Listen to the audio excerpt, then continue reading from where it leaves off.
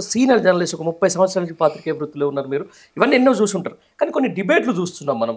Particularly ఒక వ్యక్తి మీద హననం చేసే క్రమంలో కూడా పర్టికులర్ అదే టార్గెట్ చేసుకొని వేరియస్ వ్యక్తులను, అసలు దానికి సంబంధించిన వ్యక్తులను తీసుకొని వచ్చి ఇది జరిగిపోయింది అది జరిగిపోయింది అని చెప్పిస్తూ ఉన్నారు. దాంతోపాటుగా రేపు నిజంగా ఎవరైనా అట్లాంటిది ఒక వ్యక్తిగత టార్గెట్ కోసం, ఇప్పుడు మీడియా అనేది ఫోర్త్ ఎస్టేట్ మీరు చెప్తా ఉన్నారు, అందరికీ సమాచారాన్ని చేరవేసే ప్రక్రియ. కానీ ఒక వ్యక్తినే టార్గెట్ చేసి ఇక్కడ వ్యవస్థ నడుస్తుంది, ఇది కావాలని చెప్పేసి ఒక రాజకీయ కోణం తీసుకుంటుందని చెప్పేసి ఒక వార్త వినిపిస్తుంది. దీన్ని ఏమంటారు మీరు? ఇప్పుడు పండరి గారు మీరు వ్యక్తి అంటున్నారు. అవును. ఇక్కడ జరుగుతున్నదంతా కూడా ఏంటంటే తెలంగాణ అస్తిత్వం. ఓకే ఓకే తెలంగాణ అస్తిత్వం.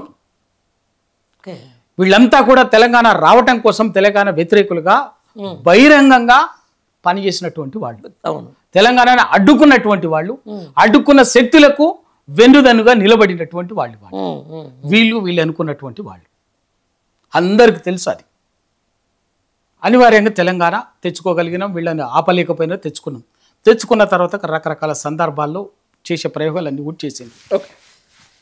లేకపోతే ఏందండి, తెలంగాణ అంటే లెక్కలేదా మీకు? తెలంగాణలో తెలంగాణ రానంత వరకు తెలంగాణ కల్చర్ అంటే లేకపాయ, తెలంగాణ మనిషి అంటే లెక్కలేకపాయ, తెలంగాణ ప్రజల దుఃఖం అంటే లెక్కలేకపాయ, ఏది లెక్కలేదు. అయినా తెలంగాణ తెచ్చుకుంటాను. తర్వాత ఇవాళ మళ్ళీ నేను ఇంకా లోపలి కదా, ఆ రోజు అసెంబ్లీ మొట్టమొదటి అసెంబ్లీలోనే ఎమ్మెల్యేలను ఉద్దేశించి ఏం మాట్లాడిందండి? కళ్ళు తాగిన కోతులు, ఇక భాష ఇంకదంతా కూడా వీళ్ళ ఓపరమాన్స్ అంటే ఏ మీడియాకి మీడియానేనా? అటువంటి ప్రయోగం ఎంత సాహసం, అది దుస్సాహసం కాదు,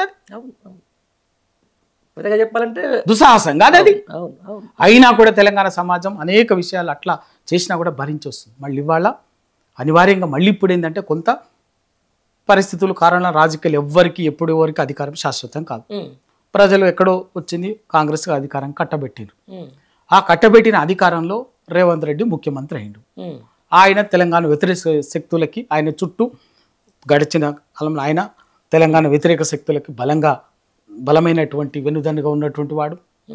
వాళ్ళ తెలంగాణ వ్యతిరేక శక్తులు ఆయన వెనుక ఉండి ఆయన నడిపిస్తున్నారు. ఆ రోజు తెలంగాణ ఉద్యమక్రమంలో స్వయంగా అయిన ఉద్యమకారుల మీదకే తుపాకీ పట్టుకొని పోయినటువంటి వాడు అందరికీ తెలుసు, ఇవన్నీ తెలుసు, అదంతా కనపడుతుంది, తెలుసు.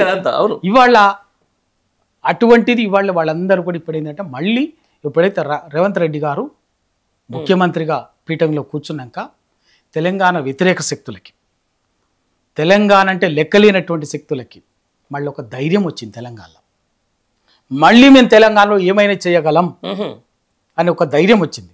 నిజంగా చెప్తున్నాం, ఉద్యమం కోసం అండి. ఇలా రాజకీయాలు పక్కకు పెట్టండి, తెలంగాణ కోసం మా జీవితాన్ని త్యాగం చేసినటువంటి వాళ్ళం.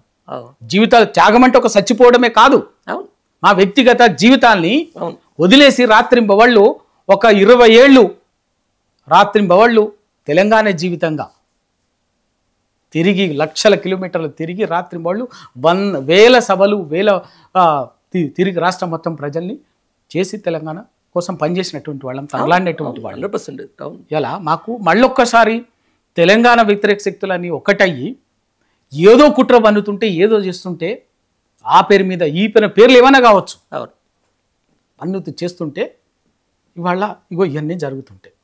దానికి ఇవాళ టీఆర్ఎస్ పార్టీ, కేసీఆర్ గారు, కేటీఆర్ గారు పార్టీ నాయకత్వం అనేది బలంగా తెలంగాణకు అస్తిత్వానికి, తెలంగాణకు ఒక బలంగా నిలబడ్డారు.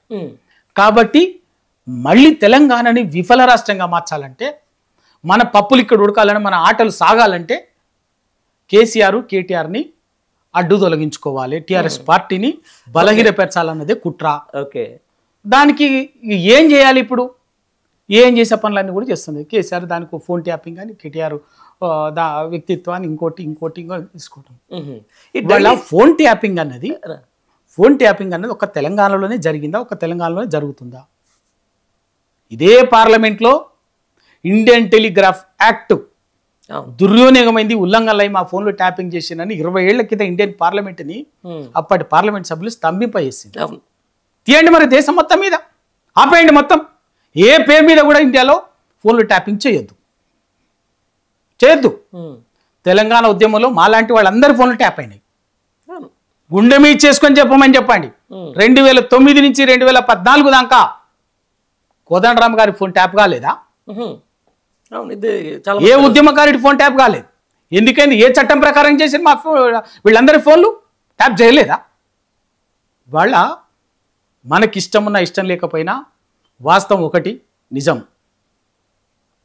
పోలీసు ఇంటెలిజెన్స్ ఉంటుంది, కౌంటర్ ఇంటెలిజెన్స్ ఉంటుంది, యాంటీ నక్సల్స్ స్క్వాడ్ ఉంటాయి, రకరకాల వింగులు ఉంటాయి, సరిహద్దు భద్రతా విభాగం ఇవన్నీ కూడా ఉంటాయి. ఇవన్నీ ఏం చేస్తాయంటే కొంత క్రిటికల్గా పనిచేసేటటువంటి వాళ్ళు.